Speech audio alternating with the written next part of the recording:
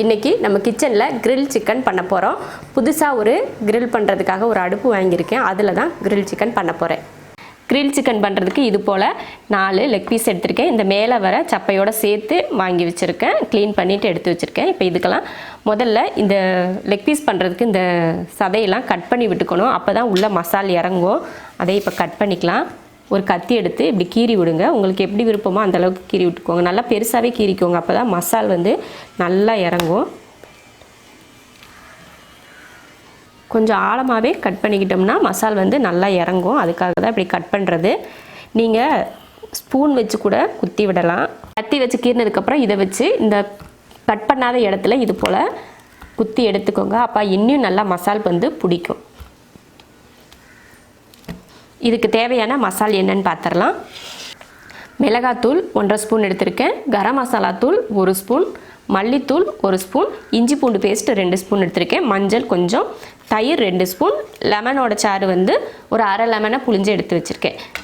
இப்போ மசாலாலாம் மிக்ஸ் பண்ணிக்கலாம். மிளகாத்தூள், மஞ்சள் தூள், மல்லித்தூள், கரம் மசாலா தூள், இஞ்சி பூண்டு பேஸ்ட், தேவையான உப்பு, தயிர். இப்போ இதை மிக்ஸ் பண்ணிக்கலாம். நல்லா மிக்ஸ் பண்ணிவிட்டு அதுக்கப்புறமா பிசைஞ்சால் தான் கரெக்டாக இருக்கும் அளவு. அதனால தான் எல்லாம் இப்படி தனியாக போட்டு மிக்ஸ் பண்ணிக்கிறது. அது சிக்கன் மேலேயே போட்டு நம்ம தடவினோம்னா ஒவ்வொன்றும் ஒவ்வொரு விதமாக இருக்கும் இல்லையா? அதனால் இது போல் தனியாக ஒரு மிக்ஸ் பண்ணிவிட்டு அதுக்கப்புறமா அதில் தடவிக்கலாம். மிளகுத்தூள் முன்னாடியே சொல்ல மறந்துட்டேன். இப்போ 1 ஸ்பூன் மிளகுத்தூளும் இதில் சேர்த்துக்கலாம். அது கூட லெமனையும் சேர்த்துடலாம். பாதி லெமன் இல்லைன்னா முழுசாக ஒரு லெமன் சாறு கூட சேர்த்துக்கலாம். நல்லா புளிப்பாக இருந்தால் தான் நல்லாயிருக்கும். அதனால் அரை லெமனே நிறைய சாறு இருந்ததுனால நான் அரை லெமன் போட்டிருக்கேன். நீங்கள் வேணால் ஒரு லெமன் சாறு இதுக்கு சேர்த்துக்கலாம். மசாலா பிசைஞ்சாச்சு. ரொம்ப தண்ணியாக இருக்கக்கூடாது. இந்தளவுக்கு கெட்டியாக இருந்தால் தான் சிக்கனில் பிடிக்கும். அதனால் இந்தளவுக்கு போதும். இப்போ சிக்கனில் இதை தடவி வச்சிடலாம்.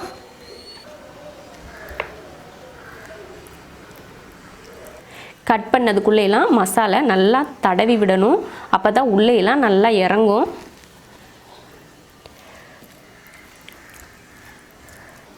இந்த மாதிரி எல்லா பக்கமும் நல்லா தடவணும். ரொம்ப பிடிச்சிட்டு இருக்க மாதிரிலாம் தடவ வேண்டாம். இந்த மாதிரி நல்லா அப்ளை ஆகணும். உப்பெல்லாம் பிடிக்கணும் இல்லையா? அதனால் இந்த மசால் தடவுறதுல தான் அதில் காரம் உப்பு எல்லாமே இறங்கும். அதனால் நல்லா பார்த்து தடவுங்க. நம்ம கட் பண்ணதுக்குள்ளே நல்லா உள்ளே போகிற அளவுக்கு நல்லா தேய்க்கணும். இது போல் தேய்ச்சி தனியாக எடுத்து வச்சுக்கலாம். இது போல் மற்ற பீஸையும் எடுத்து வச்சிடலாம். சிக்கனில் மசாலாலாம் தடவி வச்சாச்சு. இதை ஊற வைக்கிறதுல தான் இதிலோட டேஸ்ட்டே இருக்குது. 5 மணி நேரம் 6 மணி நேரம் கூட ஊற வைக்கலாம். குறைஞ்சது 2 மணி நேரமாவது ஊற வைங்க. 2 மணி நேரத்துக்கு மேலேயும் ஊற வைக்கலாம் அப்படின்னாலும் ஊற வைங்க. 5 மணி நேரம் 6 மணி நேரத்துக்கு தப்பே இல்லை. ஆனால் 2 மணி நேரத்துக்கு கம்மியாக எடுத்து இதை நம்ம கிரில் பண்ணக்கூடாது. அப்படி சீக்கிரமே எடுத்துட்டோன்னா இதில் இருக்க மசால் வந்து சிக்கனில் இறங்கியிருக்காது. ஏன்னா இது பெரிய பீஸாக இருக்குது இல்லையா? அதனால சிக்கனில் இறங்காது. அதனால ஒரு 2 மணி நேரம் கண்டிப்பாக ஊற வச்சுட்டு அதுக்கப்புறமா நம்ம கிரில் பண்ணலாம். இதுதான் நான் வாங்கின கிரில் சிக்கன் பண்ணுறது.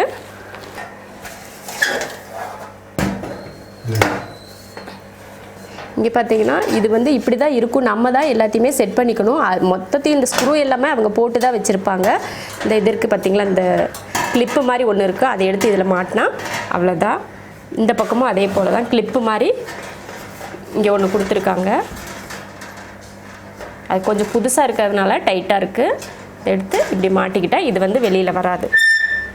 இப்போ இதில் நெருப்பு போடுறதுக்காக இந்த கம்பி இருக்குது. இந்த மாதிரி ஒரு கம்பி கொடுத்துருக்காங்க. அதை இதில் வைக்கிற இது மேலே வைக்கணும். அது ஸ்டாண்டு மாதிரி தாங்கி பிடிக்கிறதுக்கு கொடுத்துருக்காங்க. இதுக்கு மேலே இப்படியே நம்ம இது நெருப்பு போட வேண்டாம். நான் ஒரு பாதுகாப்புக்காக தான் இது போடுறேன். கீழேலாம் சும்மா நெருப்பு கீழே தரையில் படும் அப்படின்றதுக்காக தான் இதை வைக்கிறேன். அலுமினிய பேப்பர் இப்படி வச்சுட்டு இப்போ இதுக்கு மேலாங்க நான் வந்து கேஸ் ஸ்டவ்வில் 2-3 கறி வந்து தீ ஆகிறதுக்காக வச்சுருக்கேன். அதை எடுத்துகிட்டு வந்து இதில் போட்டு நம்ம நெருப்பு வைக்கலாம். இப்போ நெருப்பு இதில் போட்டுடலாம். நான் அடுப்பில் வந்து நெருப்பாக்கி எடுத்துகிட்டு வந்திருக்கேன். இதை நாங்கள் காசு கொடுத்து கடையில் தான் வாங்கணும். இந்த கறி நெருப்பு போட்டாச்சு, நல்லா நெருப்பு வந்து ரொம்ப இருக்குது. இப்போ இந்த கம்பியை வச்சிடலாம். இதை ஊற வச்சு 4 மணி நேரம் ஆயிடுச்சு. இப்போ இதை எடுத்து நம்ம வேக வச்சிடலாம்.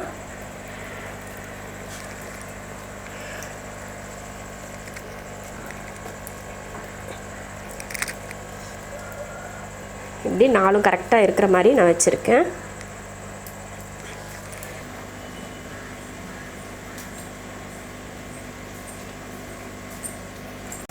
அப்பப்போ எடுத்து திருப்பி போட்டுக்கணும்.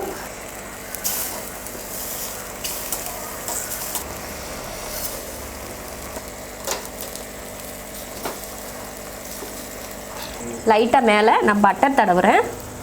பட்டர் இல்லைன்னா நீங்கள் எண்ணெய் கூட தடவிக்கலாம்.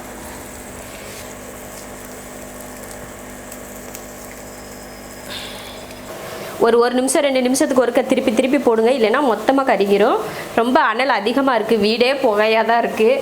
மொட்டை மாடியில் வச்சுட்டு செய்கிறது பெட்டர்னு நினைக்கிறேன். நான் யோசிக்காமல் வீட்டுக்குள்ளேயே வச்சிட்டேன். அதனால் கொஞ்சம் வீட்டுக்குள்ளே புகையாக இருக்குது. பார்க்குறப்ப நல்லா இருக்குது.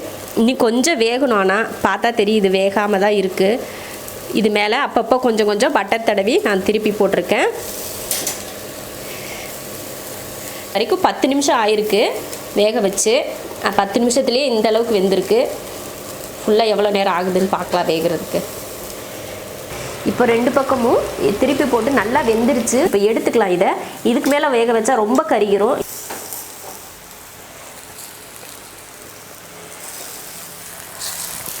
இப்போ நம்ம வாங்கின கிரில் அடுப்பில் இதை எடுத்து வேக வச்சு எடுத்தாச்சு. பரவாயில்ல, நல்லா தான் வந்திருக்கு. நாங்கள் என்ன பண்ணிட்டோம்னா தீ வந்து அதிகமாக போட்டுட்டோம், அதனால சீக்கிரமே இப்படி கருத்து போயிடுச்சு. தீ வந்து இதில் கொஞ்சம் கம்மி பண்ணிவிட்டு அந்த அனலையே வேக வச்சிட்டோன்னா இந்த மாதிரி மேலே ரொம்ப கருப்பாகாது. இப்போ ரொம்ப கருப்பானாலும் ஒன்றும் ப்ராப்ளம் இல்லை, சாப்பிட முடியாத அளவுக்குலாம் இல்லை, சாப்பிடலாம் முடியும். அந்த அளவுக்குலாம் மோசமாகலை. ஆனால் நல்லபடியாக வெந்து சூப்பர் டேஸ்ட்டும் பார்த்திங்கன்னா சூப்பராக வந்திருக்கு. இந்த கிரில் அடுப்பு 2000 ரூபாய்க்கு நான் வாங்கினேன். கோயம்புத்தூரில் ஹோம் சென்டரில் வாங்கினேன். நேற்று தான் வாங்கினேன். சரி, அதை எப்படி கிரில் செய்ய முடியுது அப்படின்னு சொல்லிட்டு பார்க்கலான்னு தான் ஃபஸ்ட் டைம் இது ட்ரை பண்ணோம். ரொம்ப நல்லா தான் வந்திருக்கு. தீ மட்டும் நாங்கள் அதிகமாக போட்டுட்டோம், அதனால தான் இதாகிடுச்சு. இல்லைன்னா மற்றபடி எல்லாமே ஓகே தான், ரொம்ப நல்லாயிருக்கு. வீட்டுக்குள்ளே வச்சு நான் செஞ்சுட்டேன். அது வீடெல்லாம் புகையாயிருச்சு. மொட்டை மாடியில் போய் செஞ்சிட்டோம்னா ஈஸி. இல்லைன்னா அவுட்டோர் எங்கன்னா போனோம்னா அங்கே கூட இது போல் வச்சு நம்ம கிரில் செஞ்சுக்கலாம். ரொம்ப ஈஸியாக தான் இருக்குது. வேலையெல்லாம் ரொம்ப கஷ்டமாகலாம் இல்லை. அதை யூஸ் பண்ணுறதும் ரொம்ப ஈஸியாக தான் இருக்குது. தீ மட்டும் கொஞ்சம் கம்மி பண்ணிவிட்டு இதை மேலே வச்சிட்டோம்னா போதும். மற்றபடி எந்த இதுவுமே நாங்கள் ஃபஸ்ட் டைம் அப்படின்றதுனால கொஞ்சம் இதாக தான் இருக்கும். செகண்ட் டைம் பண்ணுறப்போ சரியாயிரும். நீங்களும் இது போல் முடிஞ்சால் ட்ரை பண்ணி பாருங்கள்.